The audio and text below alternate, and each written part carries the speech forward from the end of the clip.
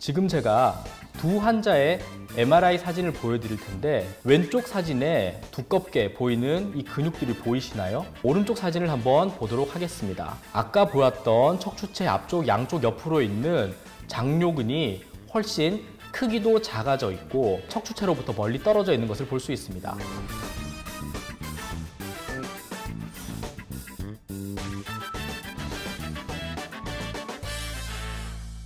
네, 여러분 안녕하십니까? 평촌 서울나우병원 정형외과 척추전문의 이정익입니다. 여러분 혹시 허리가 아파서 병원에 가서 검사를 했더니 허리가 빠져 있다 혹은 어긋나 있다고 들은 적이 있으신가요?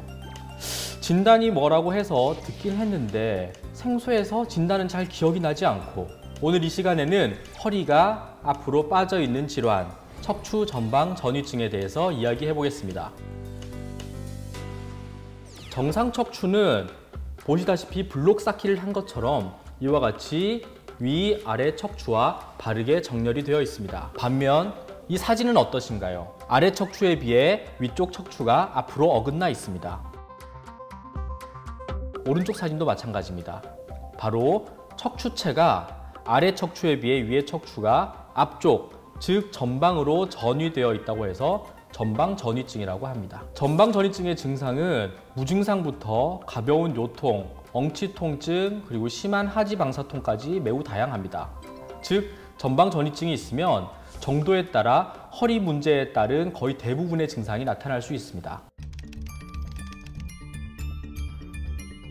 전방 전이증이 심해지면 분절 불안정이 생길 수 있습니다. 분절 불안정은 허리를 구부리거나 펼 때마다 앞으로 빠졌던 허리가 뒤로 젖힐 때 다시 들어가고 이렇게 들락날락하며 움직이는 것을 말합니다. 이 엑스레이에서도 보시면 왼쪽 허리는 허리를 뒤로 젖혔을 때, 그리고 오른쪽 사진은 허리를 앞으로 굽혔을 때인데 뒤로 젖혔을 때에 비해 앞으로 구부렸을 때 허리가 더 심하게 빠지는 분절 불안정을 확인할 수 있습니다. 이와 같이 분절 불안정이 있을 경우 환자분들은 자세를 바꿀 때, 예를 들어서 누웠다가 일어날 때 혹은 쪼그려 앉았다가 구부렸다 펼 때 심한 통증을 느끼는 경우가 많습니다.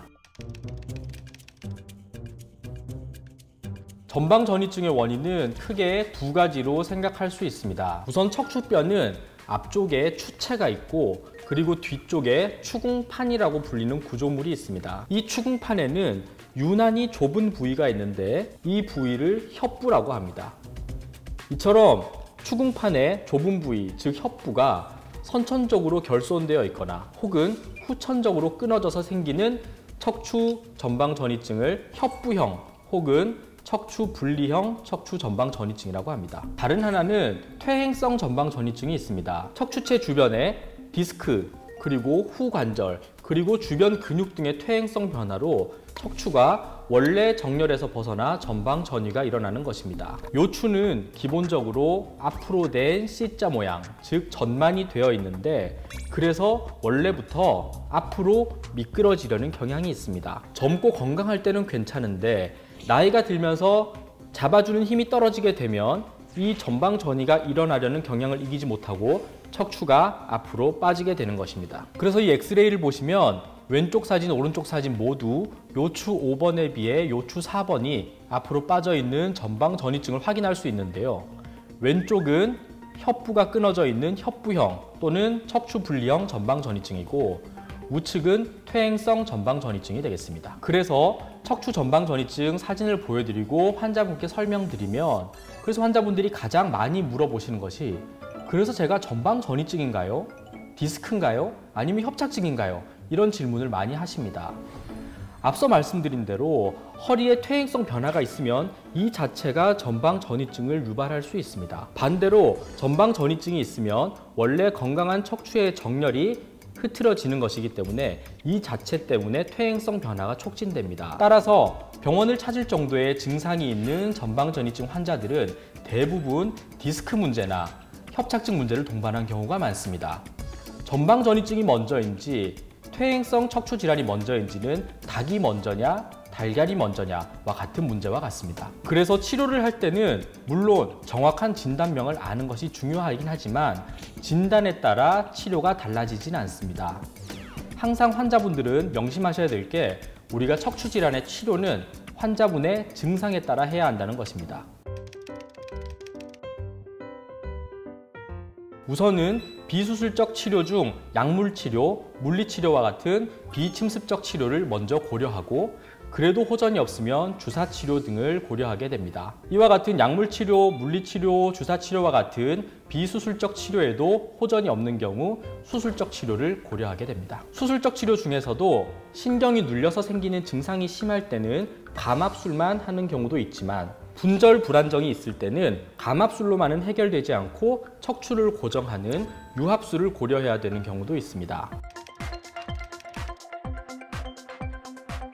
협부형 혹은 척추 분리형 척추 전방 전이증의 경우 특히 젊은 남성이나 여성에 우연히 발견되는 경우가 많습니다. 예를 들어서 꼭 전방 전이증이 없더라도 누구나 살면서 허리 통증은 경험할 수 있습니다. 따라서 병원에 방문해서 허리가 아프다고 해서 찍어본 엑스레이에서 척추 전방 전이증이 우연히 발견되는 경우가 많습니다. 그렇다면 척추 전방 전이증이 있는 환자들은 허리 관리를 어떻게 해야 하는 것일까요? 물론 척추 전방 전이증 자체가 아까 말씀드린 대로 무증상인 경우도 많습니다.